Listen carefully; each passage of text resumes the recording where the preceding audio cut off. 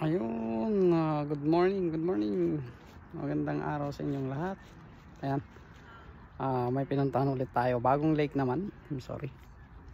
May bagong lake tayong napuntahan. Ang tawag dito ay Great Timbers Lake. Nangingisda tayo ngayon. Part ito ng Surrey, British Columbia.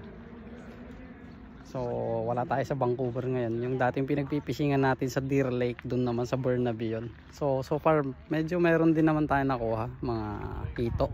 May kung nakuha tayong hito kanina. Then marami rin mga Pilipino namimingwit dito. Ayan.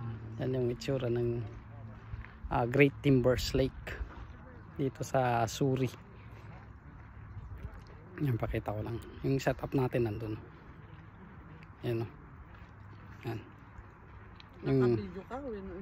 Naka-video. So ayan, hinihintay ko lang na may makuha ulit yung pain natin dito sa kuan, kasi lumipat kami.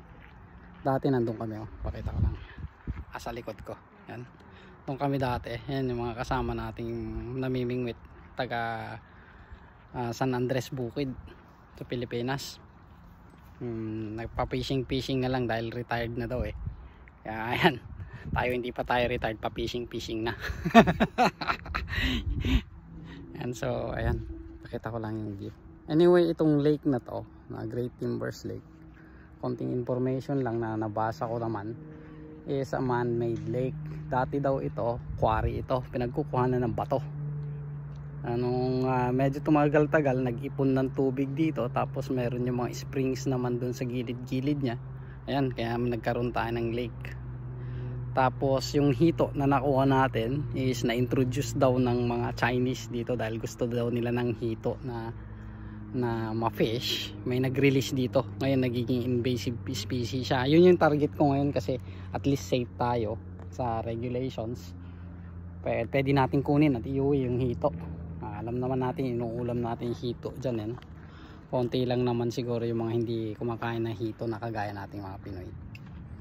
Yan, nakakuha ko ng isa kanina, tapos yung isa rin kanina yung taga San Andres, nakakuha din siya ng isa, binigay sa amin. So may dalawa tayong hitong may uuwi ngayon.